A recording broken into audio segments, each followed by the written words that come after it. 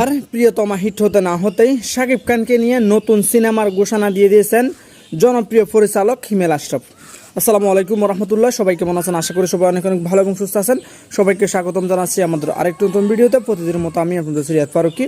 যারা ভিডিওটা দেখতেছেন সবাই পেজটি ফলো করে চ্যানেলটি সাবস্ক্রাইব করে ভিডিওটি শেয়ার করে দিবেন।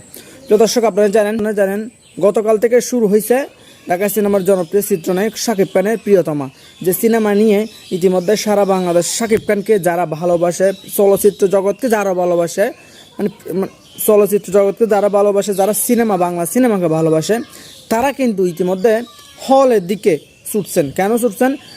হলে এসেছে জনপ্রিয় চিত্রনায়ক শাকিব খানের প্রিয়তমা সিনেমা, যে সিনেমা নিয়ে ইতিমধ্যে কী বলবো, এমনভাবে দর্শক টিকিট কাটতেছেন, যার কারণে ইতিমধ্যে প্রায় 3 দিনের টিকিট অলরেডি বুকিং হয়ে গেছে। এখন আর কোনো টিকিট পাওয়া যাচ্ছে না বলেও অনেক জায়গায় দেখতে পাচ্ছি।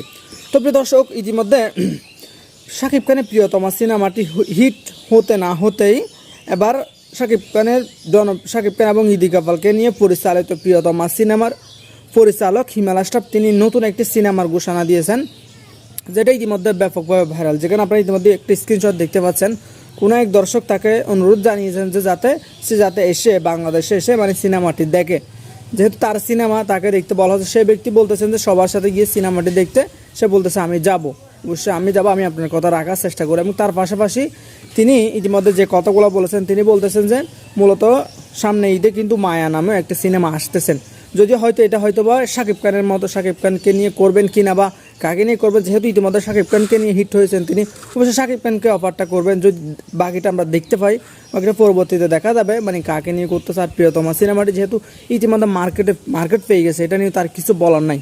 প্রথম থেকে নানানভাবে নানান জলকানি, নানানভাবে লোক প্রকাশ করে যেভাবে আলোচনা থেকেছেন শাকিব খান, আশা করি মায়া সিনেমাটাও এভাবে চলবে। তো দর্শকের বিষয়টি নিয়ে আপনার কি প্রতিক্রিয়া কমেন্টে লিখবেন। ভালো এবং সুস্থ থাকবেন। এতক্ষণ সাথে থাকার জন্য সবাইকে অসংখ্য ধন্যবাদ। আর কে আসেন মায়ের সিনেমাটি দেখতে কমেন্টে দ্রুত লিখে ফেলুন। পেজটিতে নতুন থাকলে পেজটি ফলো করে সাথে থাকবেন। ভিডিও ভালো লাগলে সবাই শেয়ার করে দেবেন। আল্লাহ হাফিজ।